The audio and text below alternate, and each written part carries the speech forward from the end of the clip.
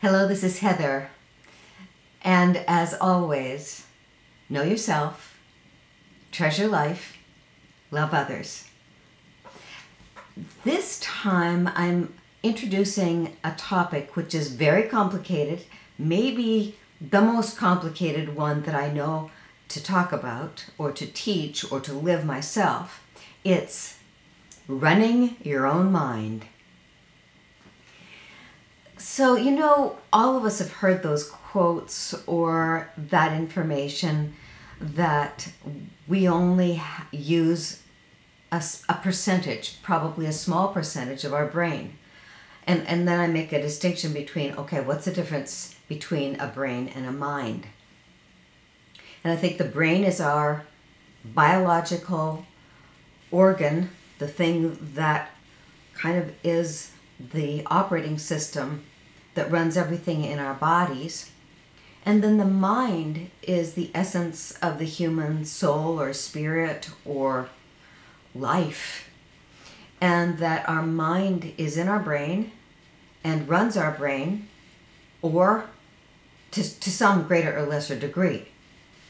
And so all of the studies that I've done, I was not clear and I wasn't happy with what I was taught. It didn't make enough sense to me. Now I know enough and I've read enough and learned enough that I'm convinced we can use a much larger part of our brain than typically we think about. And that's why I begin always looking at developmental psychology. And of course, one of my great heroes is Dr. Bruce Perry. And Dr. Perry has a research lab in Houston, Texas. And he now has the ability, because now we have brain scan technology, to measure how and where our functioning works, doesn't work, or isn't there in the different centers of our brain. So much of those parts of our brain that are available for us to use need to learn because of experience in the first 5 to 7 years of life. That in essence is the unconscious brain and the operating system underneath the way we as human beings function. And of course, what we want is for that operating system, that foundation, to be properly in place, to be strong, so that we build on top of that. Well, it wasn't that long ago when people thought that children really weren't very intelligent and that you just kind of waited until they could talk and you could do some things with them. And we have so much knowledge now, and I won't go into it during this segment, but we know how to help our kids' brains learn to do so many things that prepare us for the rest of life and for the rest of our higher order thinking functions. So there are many places now, and especially with the internet, it's so magical that we can find the details of how this works and what to do to help a child build that skill, build that part of their brain. Because one of the things we've learned is that unconscious system that is our operating system is a write-only memory. That means that once it's written, we can't go back and change it. And because it's unconscious, we can't go with our conscious mind, our thinking mind, our investigative mind, and look at what's there. Dr. Bruce Perry can. So those first 7 years of life, as today's early childhood development experts know, are critically important. And as we naturally have a sense even if we've not been trained in early childhood development, a mom naturally has a sense that she, quote unquote, wants to stay home with her children. And, that's a product of our modern times. Previously, when we didn't have these very strong sense of the work world, the business world, the high success, the high achievement world, the finance, the business, the academic world, those kinds of achievements, if they weren't as important as they are today, the things that we can measure scientifically, and we settle back into being people, we'd take care of our kids, we'd take care of each other, we would develop the humanities in the right brain as well as the skill sets in the left brain. I know that that's a pretty amorphous concept. I've thought a lot about it, learned and read a lot about it, and there are people in the world who make it their specific focus to be able to understand that deeply and articulate it. But most of us just want what's natural to human beings. And how do I live in an intelligent way so that, yes, I know myself and I can teach my children to know themselves, so that we treasure life and love others. The other skill sets are later on, and those are more consciously developed systems of using our mind or in our brain. But the first thing is the biology, the brain itself. And the concern that we have, where once that's developed, we can't go back and change it. So let's just think about that part today, running your own mind. As Dr. Perry can show you, there will be parts of your brain that are undeveloped and that needed to be developed when you were like 18 months old, 3 years old. Since you've moved past that, those centers probably aren't as developed as they would be in someone else. Well, we adapt to that. And so then learning to run our own mind, yes, we have many things we do today. And of course, we're now very aware of ADHD, ADD, attention deficit, where our kids aren't running their own mind. They have attention deficit. They can't pay attention. They can't think things through. They can't prepare. So I want to show you one of my favorite books. There are lots of them, of course, but I just love this one. Late, Lost, Unprepared. And it's not only a scholarly work that describes things in great detail, how our executive function works, which is running our own mind consciously. Like the executive runs a business, we have an executive that runs our thought process. This is also fully 50% of ways you can help kids develop this. Help yourself develop it. None of us have perfect parents who know exactly what they're doing. And so a lot of us have systems in place that are just wonderfully effective. None of us is perfect, of course. But there are many sources. That book is one of them.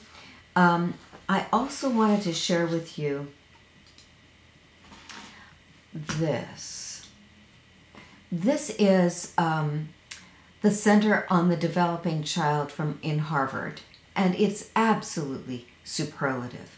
So executive function, running your own mind. Of course, running our own mind isn't just executive function, but this is the core of it. And it's something that so many people are concerned about and worried about. And so there's a beautiful guide here that you can download and print for free. There's a PDF, one in Spanish. View it as a web page. And so look at this. There's a fact sheet that you can download. So first of all, here, this is positive partnerships. that is fed by Harvard. And so if you look at this executive function, what is it? The executive functions are skills that are used for planning and doing tasks, in other words, getting stuff done, organizing, regulating our behavior, working memory, impulse control, and attention.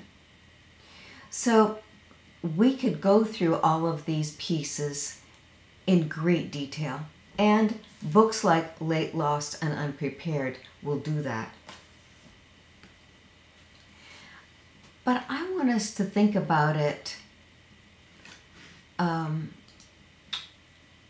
in a natural way where we don't need to become like a school teacher or an early childhood development expert, because we're not all going to go and get that coursework and be taught at that level. But what I wanted to do was have you think about how we teach little kids, how we teach teenagers.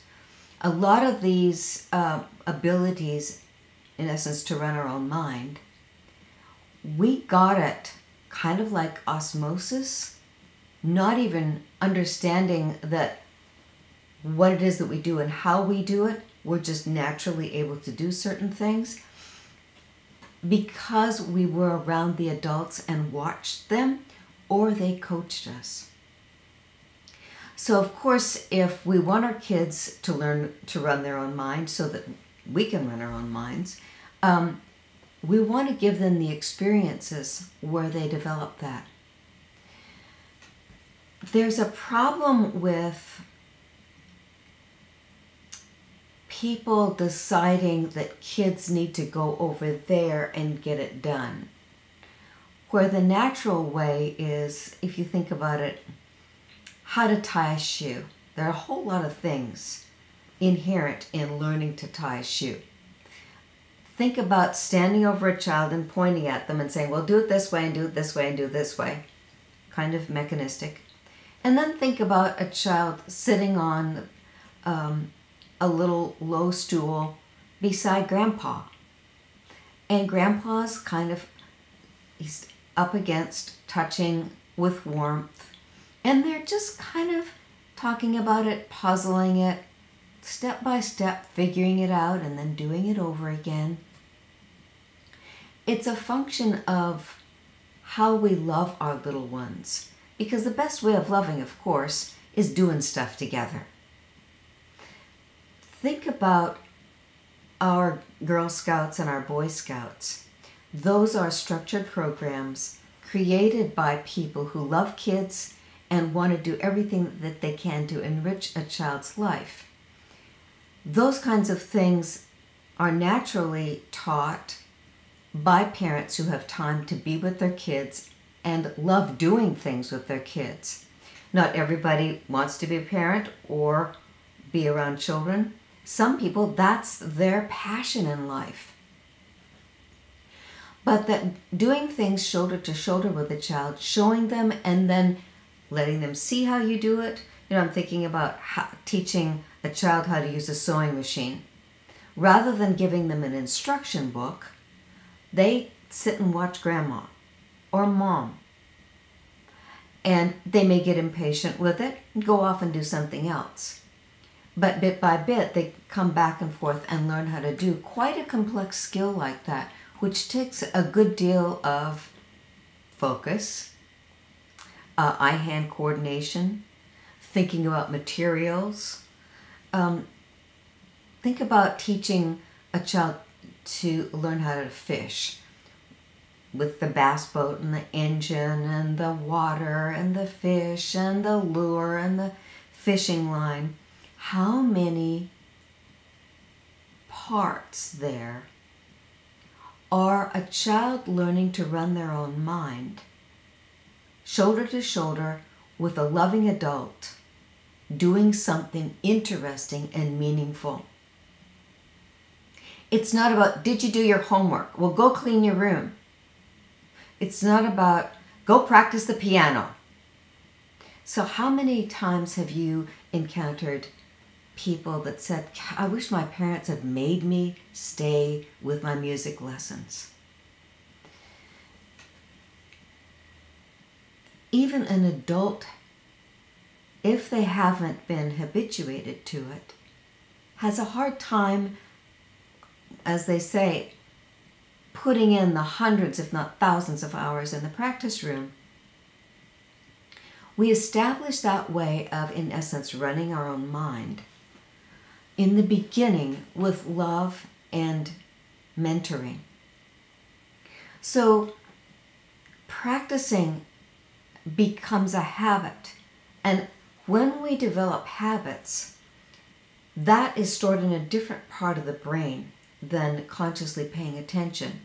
Then those things are, so to speak, automatic pilot. A lot of the things that we have as automatic pilot we're not really happy about, but our larger skill sets on automatic pilot are the foundation of us doing higher and higher tasks.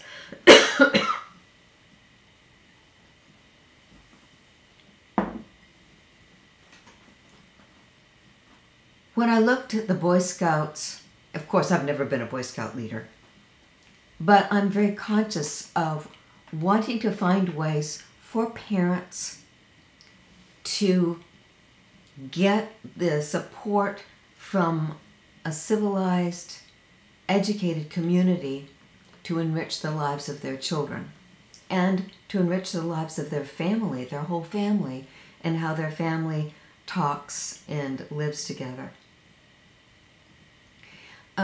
So then I looked at the Boy Scouts. They have, I call it 135 Worlds of Great Endeavor, which means 135 badges, right? And each one has been structured by people who really care to introduce a boy to that part of being a human being. And of course, the Girl Scouts similarly have, and I respect how it's structured differently because boys and girls learn in different ways, and they're habituated just because of who they are as boys and girls. The gender difference equips us for different kinds of things, and I'm not judging. I'm saying this is brain development, and we want to respect that and be kind with that. At any rate, those programs help set up an environment where the neighborhood, the scout troop, the scout master, the other boys, the other parents, it's all working together. It's extremely complex, sometimes chaotic, and it's a way to learn how to run your own mind at many levels all at the same time. It's like a tapestry. So there are various methods and tools where I think we set ourselves up to learn better to run our own minds. And my preference is that we do a whole lot of it as early as possible, so those things are set in place almost, we don't even have to think about it. We just automatically run our own mind that way, run our own lives that way. So if you haven't had those developed in yourself, and many of us haven't, I'm very clear on some of the things that I never got to develop, partly because I grew up on a farm. And farming families, of course, aren't run by the clock or appointments or the executive business world. We're run by the weather, by the sun, by germination, by the cycles of animals and the planet. So that's a whole different way of conceptualizing yourself, your life, your day, and therefore running your own mind. So as we mature, depending on where we end up living and we want to live, because I love living in an urban setting, I see some of the skills, the mental skills that I wish I'd developed young. And so I take extra care to make sure to help myself do that. And I also then relax with it. I take what I've got and say, this is who I am, and I'm good at certain things, and let me be grateful for that and use that to the best of my ability. And one of the things is I'm very verbal and word-oriented, partly because on the farm I did endless amounts of reading. Not being outside, excuse me, because I wasn't an outside kid. I did a lot of reading, so guess what? I now have a real skill set with language and words. So, number one, you want to know yourself, but sometimes you want to be able to run your own mind better. And of course, we want to help our kids run their own minds better. So let me rewind to that little example I started about taking music lessons. It's a classic, and it's useful to any of us. So, and if you want to type me a question, you can see down here underneath there's where you type and send a message where you're watching me on my website.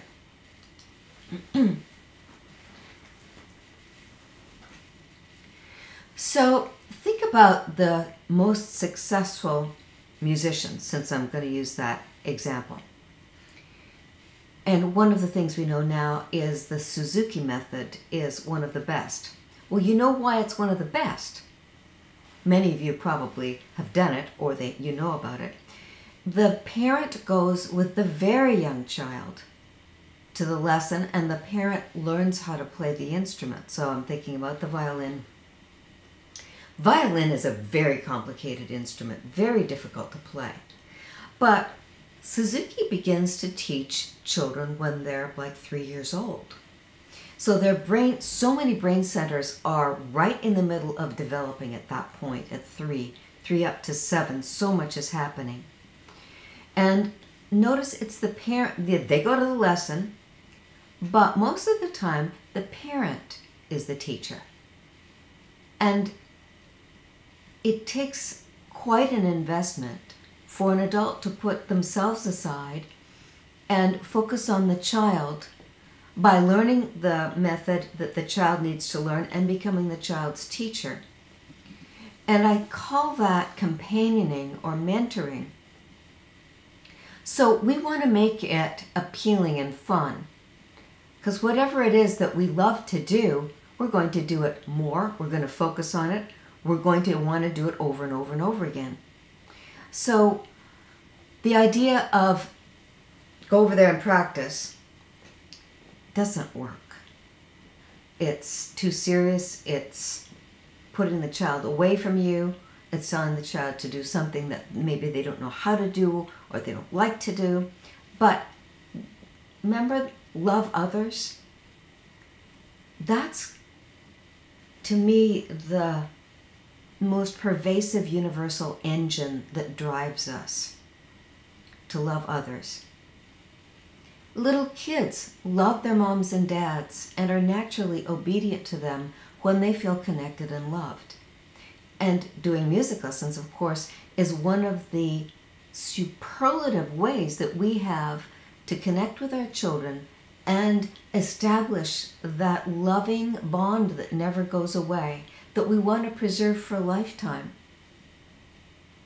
So in the beginning, we practice with the child and stay at the child's side with complete focus from ourselves, little by little showing the child, oh, this note and then this note, and hold that one longer, very detailed, paying attention. And in essence, every time you do something like that, you are guiding the child's mind, not a video game that's not allowing them to make their decisions. You are in that place in a very foundational manner, mentoring that child to focus their mind to get something done, because it's the two of you and because it's about love and about care and full attention. You may have heard my talk on the number one way to love in a relationship. It's paying full attention. Well, it's not just couples. It's all of us at any age. Giving all of that which we are to another person is paying full attention. The ultimate gift of love. So then the child learns to love doing it. And you do it with the child until they're starting to do it all on their own. And then you pull back the mentoring and teaching so that they do more and more on their own. And then you may not be sitting beside them anymore. You may not be talking to them. You're just appreciating, approving, encouraging. Then the child gets to the place where they just love doing it, and you're just in the same room. They come home and and it's practice time. Let's practice. Let's, not you, let's. Sooner or later, the child just has the habit in that part of their brain. It's now being established. It won't go away. It's a habit that they have for the rest of their lives about practicing. Maybe it ends up practicing a talk or practicing a complex skill set that has to do with a computer or their college class. Sooner or later, if you just maintain that bond and little by little pull away your control, your mentoring, until you can be in another room and the child automatically goes and practices and still feels connected. Maybe you still say a few things, maybe you come back into the room, but at some point the child is loving practicing their violin or their music just because they love it. They don't know that you mentored them little by little along the way to use their mind in that manner. So we've begun tonight introducing a very complex topic.